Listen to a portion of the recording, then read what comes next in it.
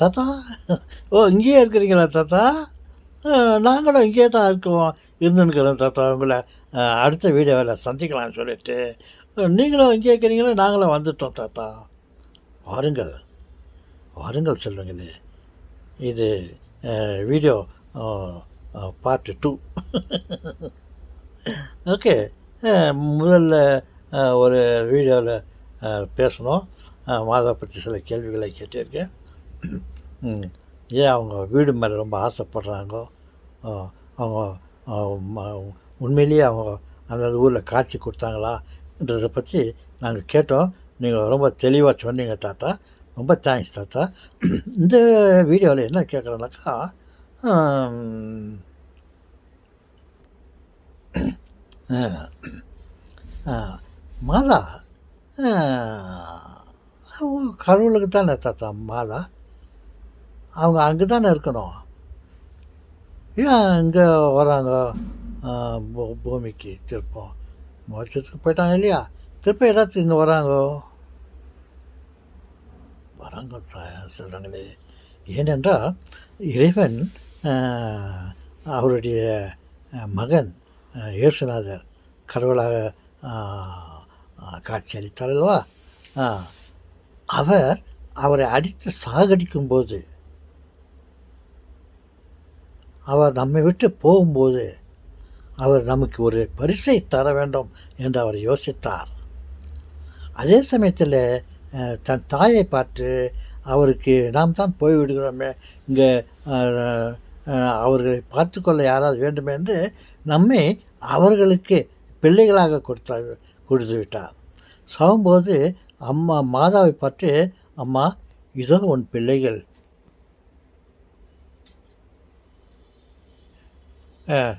அப்படின்ட்டு நம்மளை பார்த்து அவங்களுக்கு அறிமுகம் பண்ணி ஒப்படைச்சிட்டு போனார். அதே போல் நம்மை பார்த்து, மக்களே இதோ உன் தாய், என்னுடைய தாயை உங்களுக்கு தாயாக கொடுத்துவிட்டு நான் போகிறேன். உங்கள் தேவைகள் எது இருந்தாலும் உன்னுடைய தாய் வழியாக என்னை கேளுங்கள், நான் உங்களுக்கு கொடுக்கிறேன். உங்களுக்கு என்னென்ன வேண்டுமோ அதை என் அம்மா என்னிடம் கேட்டு உங்களுக்கு வாங்கி கொடுப்பார்கள் அப்படின்ட்டு ஒப்படைத்து விட்டு போனார். அப்படி இருக்கும்போது என்ன தாத்தா, ஒன்றும் இல்லை சொல்லுங்களே. ஓகே. அப்படி இருக்கும்போது அவர்கள் தன் கடமையை மறக்கவில்லை. பரலோகத்திற்கு சென்று விட்டாலும் கடவுளுக்கு கடவுள் நம்மை உலகத்தில் இருக்கும் மக்களுக்கு அம்மாவாக கொடுத்துவிட்டு வந்துவிட்டார். அப்படி இருக்கும்போது நாம் அவர்களை கவனிக்க வேண்டும் இல்லையா? பிள்ளைகளை கவனிக்க வேண்டியது தாயுடைய கடமை அல்லவா? அதனால் நம்ம மோட்சத்திலிருந்து பூலோகத்துக்கு வந்து இங்கே இருக்கிறவர்களுக்கு என்ன நன்மைகள் தேவையோ அதையெல்லாம் செய்யலாம் என்று அவர்கள் அங்கேருந்து உலகத்துக்கு வந்து நமக்கு காட்சி அளித்தார். காட்சி அளித்ததோடு இங்கே தங்கி நமக்கு உதவி செய்ய வேண்டும் என்று யோசித்தார். இங்கே தங்கி உதவி செய்ய வேண்டும் என்று நினைத்தால் அவர்களுக்கு தங்குவதற்கு வீடு வேண்டும் இல்லையா? அதனாலே நம்மிடம் கேட்டு ஒரு கோயில் கட்டி கொடுங்க எனக்காக கேட்டாங்க. கட்டி கொடுத்த உடனே அவங்க அந்த கோயிலில் இருக்கிறாங்க. அந்த கோயிலில் அவங்க தங்கியிருக்கிறாங்க. இப்போ நம்ம மாதா வந்து இங்கே தங்கியிருக்கும்போது நம்ம தேவைகள் என்ன இருக்குதோ எல்லாத்தையும் அவங்ககிட்ட கேட்கலாம். ஏன்னா கடவுள் சொல்லிட்டு போனார், உங்கள் தேவைகள் எது இருந்தாலும் என்னுடைய தாய் மூலியமாக நீங்கள் கேளுங்கள், நான் உனக்கு தருகிறேன் என்று சொல்லிவிட்டு மாதாவை என் பிள்ளைகளை பார்த்து கொள்ளுங்கள் என்று ஒப்படைத்துட்டு போனார் இல்லையா? அதனால் நம்மை எடுத்துக்கொள்வதற்காக அவர்கள் அந்த கோயிலில் எந்தெந்த ஊரில் காட்சியளித்தார்களோ, பூண்டியில் காட்சியளித்தாங்களா ஒரு தாத்தாவுக்கு, இங்கே நாகப்பட்டினத்தில் 2 பிள்ளைகளுக்கு, ஒரு பால்காரன் பையனுக்கும் ஒரு நொண்டி பையனுக்கும் காட்சியளித்தாங்க இல்லையா? அங்கே அங்கே அவங்களுக்கு ஒரு வீடு கட்டி கொடுத்தோம் இல்லையா, சின்னதாக குடிசை கட்டி கொடுத்தோம் இல்லையா, இப்போ பெருசாக கட்டிட்டு இருக்கிறாங்க.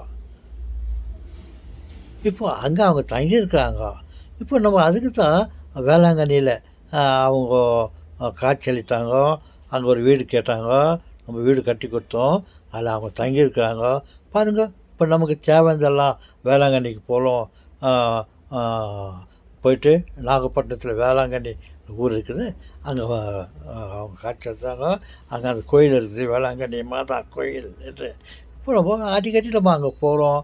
போயிட்டு அவர்களிடம் நம் தேவைகளை எல்லாம் கேட்கிறோம். அவர்கள் கொடுக்கிறார்கள். எத்தனையோ பேர் அவர் கொடுத்த பலனை பெற்று அந்த கோயில் பிரமாதமாக இருக்கிறது.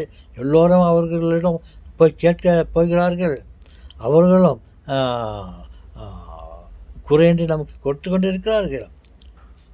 அதனால்தான் நம்மை பாதுகாக்க வேண்டும் என்ற ஒரு எண்ணத்தோடு அவர்கள் பரலோக ராஜ்யத்திலிருந்து பூலோகத்திற்கு வந்து அந்த ஊரில் எங்களுக்கு ஒரு கோயில் கட்டி கொடுக்க சொல்லிவிட்டு, பிறகு வேளாங்கண்ணியில் வந்து அவருக்கு கேட்ட பிரகாரம் அவங்க ஒரு குடிசை கட்டி கொடுத்தோம்.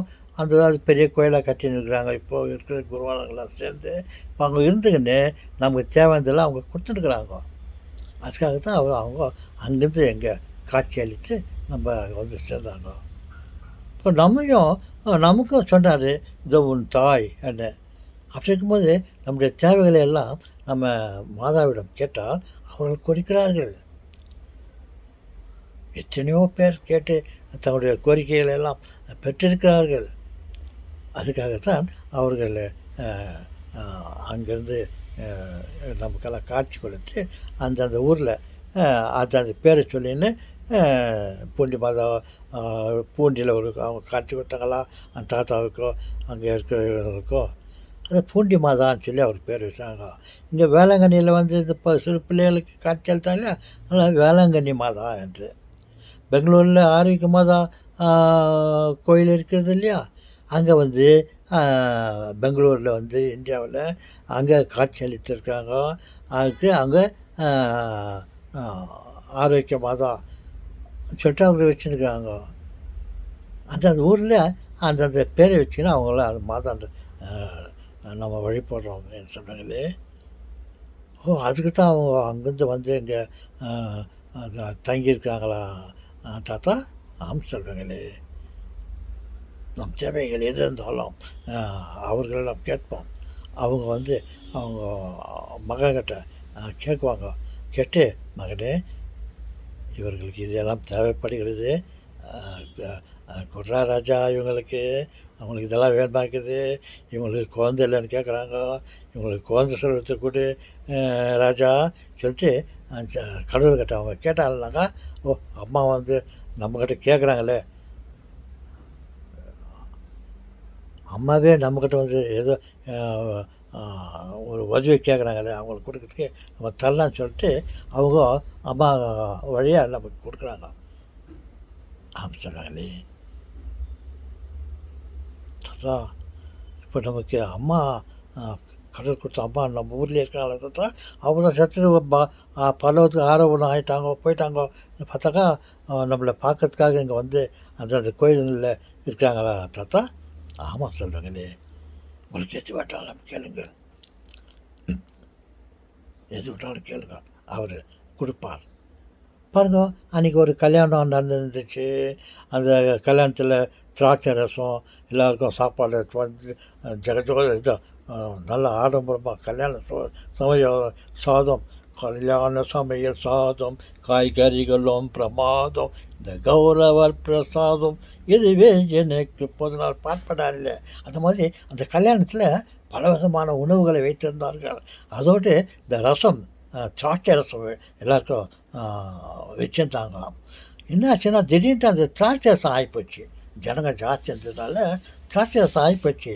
அப்போ வந்து அந்த மாதா வந்து ஜீசஸ் கிட்ட கேட்டாங்க, மகனே இந்த வீட்டில் கல்யாணம் ரொம்ப தடப்படலாம் ஆகிடுக்குது, சாப்பாட்டுக்கு இந்த திராட்சை ரசம் ஆயிடுச்சு ராஜா. இப்போ திராட்சை ரசம் இல்லையே, வரவங்களுக்கு இப்போ ஜூஸ் இல்லையான்னு கேட்டாக்கா இல்லைன்னு சொல்கிறது எப்படின்ட்டு பேஜார் பண்ணுங்கிறாங்க. அவங்களுக்கு ஏதாவது பண்ணு தாத்தா ராஜா செஸ்வே நீ கேட்ட உடனே சரிம்மா நான் பண்ணுறேன்னு சொல்லிட்டு இந்த அங்கே அந்த திராட்சை ரசத்தை அவர் உருவாக்கி கொடுத்தார். சரிம்மா நான் தரேன்னு சொல்லிட்டு அந்த ஜாடிங்களெல்லாம் தண்ணியை வச்சு அந்த தண்ணியை வந்து சூப்பர் ரசமாக கிரேப் ஜூஸாக பண்ணி கொடுத்தாரு. அவங்க அம்மா வந்து இவர்கிட்ட கேட்ட உடனே அவர் அம்மா கேட்குறாரு கொடுத்தாரு இல்லையா, அதே மாதிரி இப்போது நமக்கு என்ன வேணுமோ இவங்க கிட்ட கேட்டால் அவங்க வந்து கடவுள்கிட்ட கேட்டு நமக்கு வாங்கி கொடுப்பாங்க. இவங்க வந்து நமக்கு ஒரு மீடியேட்டர் மதியத்தில் கடவுள்கிட்ட இருந்து வாங்கி கொடுக்கறதுக்கு எல்லாம் ஒரு ஆள் கிடைச்ச மாதிரி. இல்லைனா நம்மளே டைரெக்டாக போய் அவர்கிட்ட கேட்டால் அவர் பிஸியாக இருப்பார், போடா உனக்கு எல்லாம் கொடுத்துக்கிறேன்னு சொல்லிடுவாங்க. ஆனால் அவங்க அம்மாவே கேட்டாக்கா, மகனே இவங்களுக்கு இது தேவையாகுது கொடு ராஜான்னு கேட்டாக்கா, என்னடா அது அம்மா கேட்குறாங்கல்ல எப்படி இல்லைன்றதுன்ட்டு அவர் கொடுத்துருவார். ஓகே சொல்லுங்களே, நாம் பயன்படுத்திக்கொள்வோம். நமக்கு தேவாலயத்துக்கு போவோம், அம்மா வந்து நம்ம எப்போ வருவோம்ட்டு காத்துருக்குறாங்க, நம்ம அவங்கக்கிட்ட போய்ட்டு ஜெபம் செய்யலாம், அவங்க நமக்கு தேவைதெல்லாம் கொடுப்பாங்க. ஓகே சரிங்க தாத்தா.